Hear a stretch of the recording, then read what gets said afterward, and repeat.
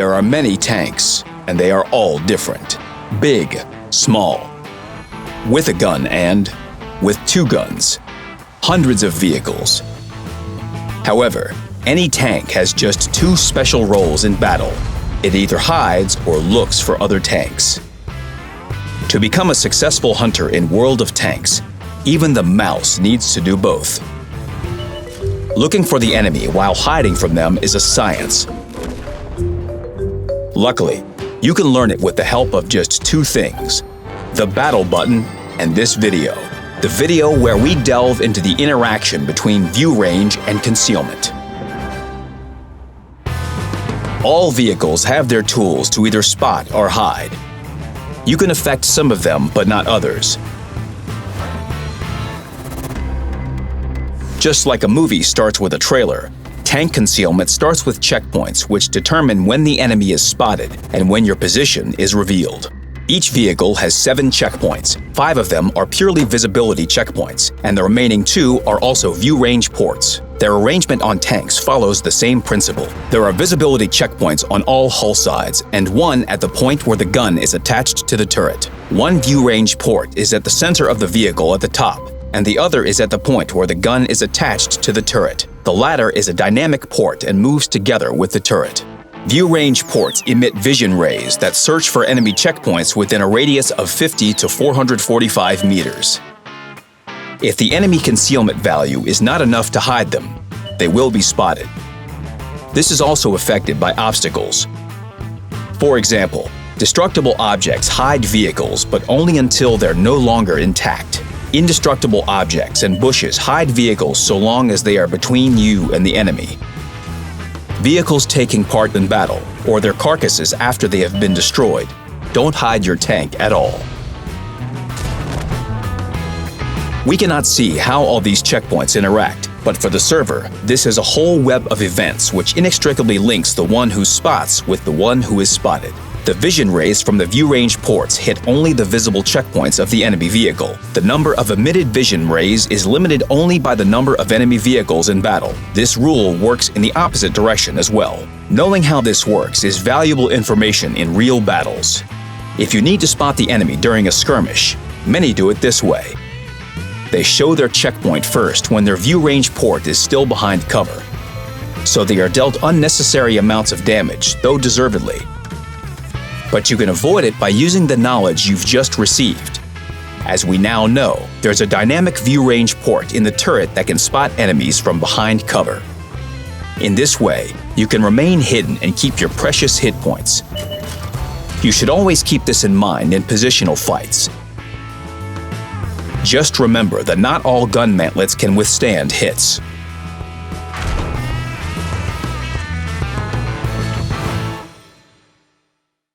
In typical battles, a game of chess unfolds between tanks.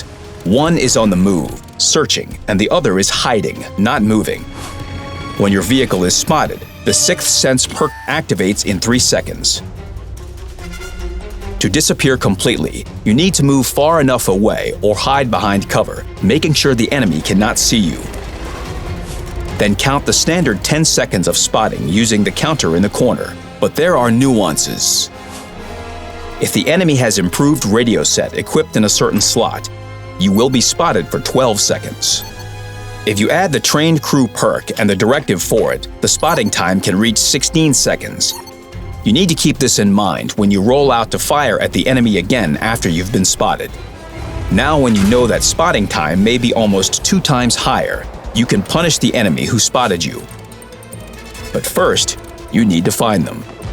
And the view range ports might not be enough in this case, because concealment is more complicated than it seems. First of all, vehicle concealment depends on the type of vehicle and its size. You can view and compare the characteristics of any vehicle in the garage. Light tanks are stealthy scouts. They are small and fast and produce less noise. Their concealment values on the move and when stationary are the same. The concealment of tank destroyers is on par with light tanks, but only when stationary. When on the move, they lose a lot of their concealment value. The concealment of medium tanks is a bit worse, but some of them can play as passive scouts. Regarding heavy tanks, hiding in the bushes is not for them. Their bush is a barn on Malinovka.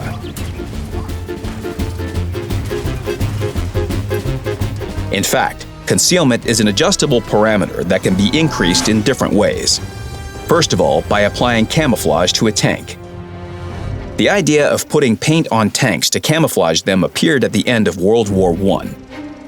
There were several variants of tank camouflage. One was to cause it to fade into its surroundings with the right colors or pattern for it.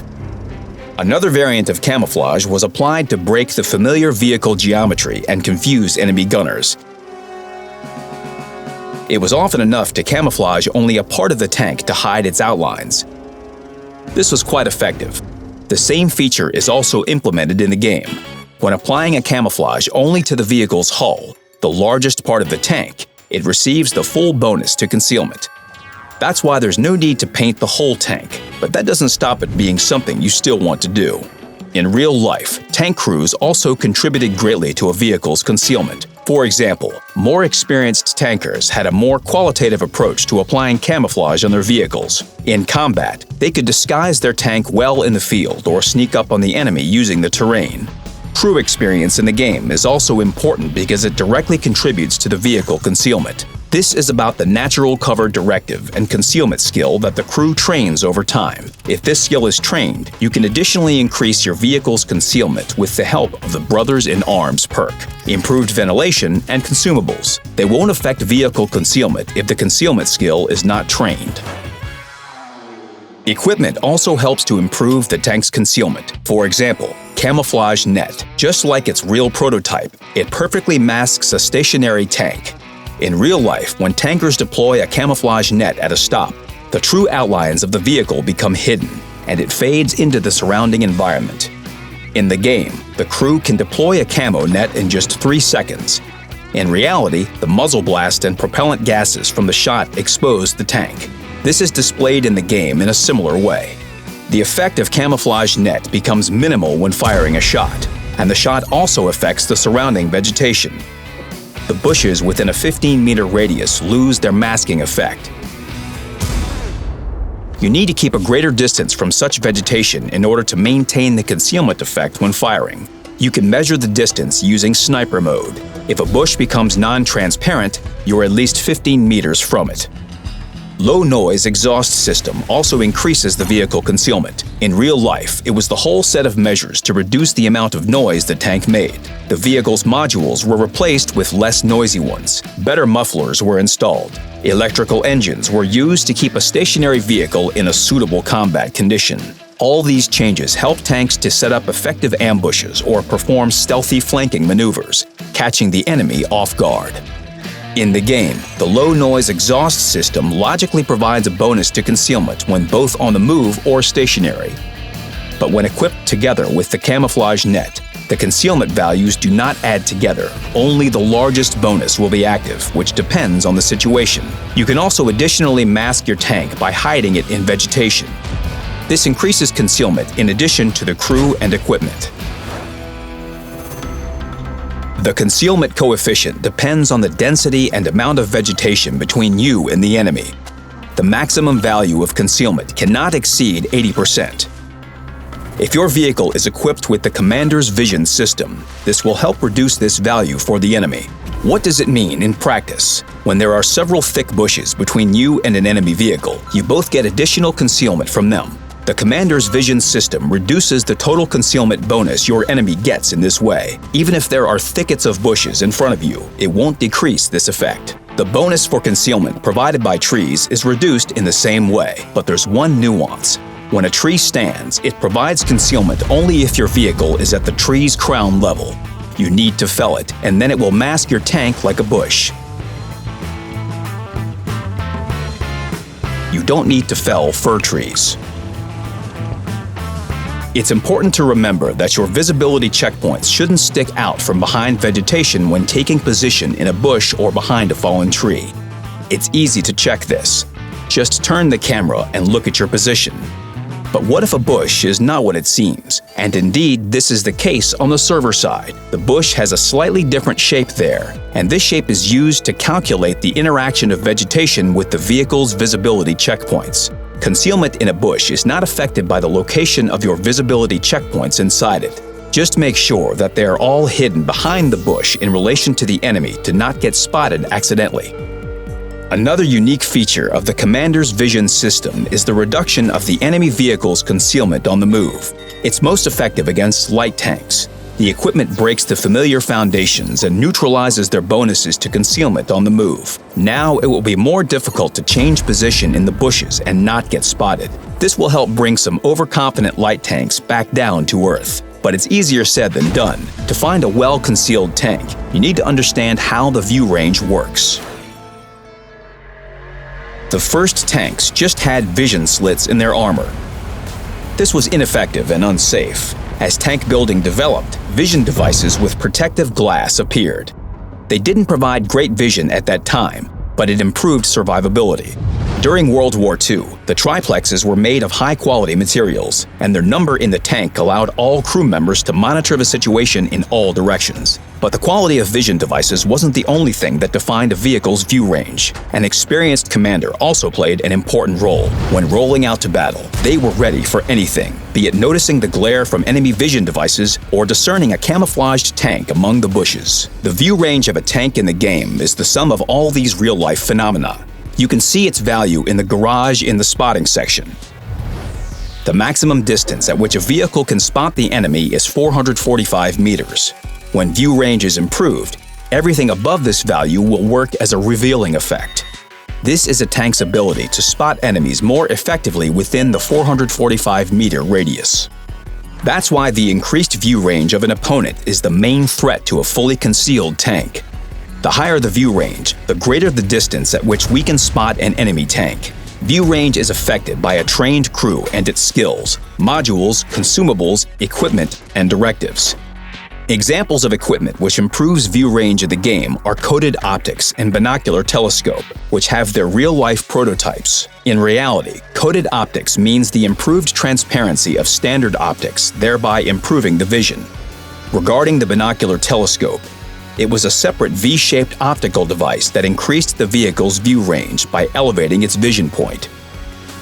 In the game, both pieces of equipment mimic the work of their real-life analogs. Coated optics increases the default view range both when on the move or stationary. Binocular telescope increases the view range of stationary vehicles only. In reality, it took some time to bring it out of the tank. In the game, it takes 3 seconds. This piece of equipment improves the view range of so-called blind tanks. Let's compare the well-seeing Jagdtiger and STR-V that has a lower view range, particularly because of its height.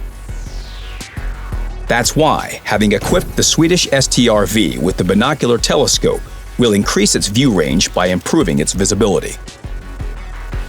The principal work of the binocular telescope and coated optics are very different because they are two different types of vision equipment that you can't use simultaneously. Following this principle, their bonuses to view range don't sum up when they're both equipped. Depending on the situation, the highest bonus will be applied. A good view range helps your tank locate even the most concealed enemies. In order to transmit their location to your team, there is the radio module in the game.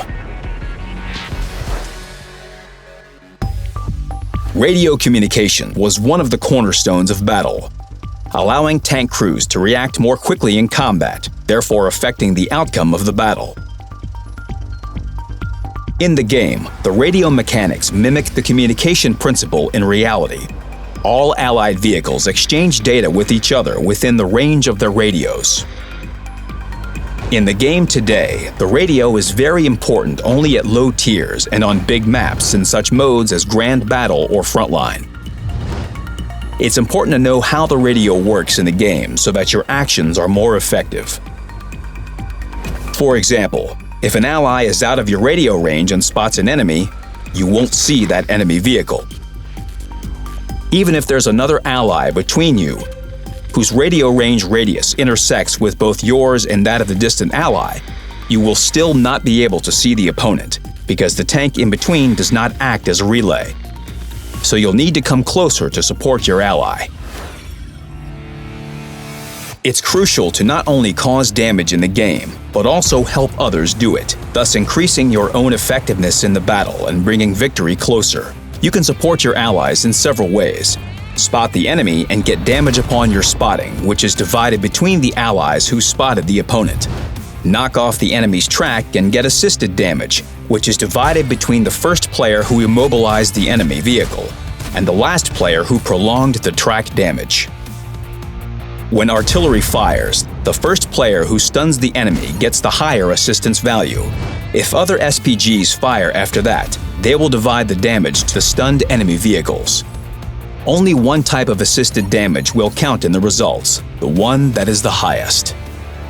Now you're armed to the teeth with knowledge of the art of spotting. It's time to put it into practice. Don't rely on brute force. Be more cunning. Become an invisible hunter that can't be destroyed. Because the enemy can't hit you if they don't know where you are. But you will know everything. Know your enemy and hide yourself from them. Good luck on the battlefield.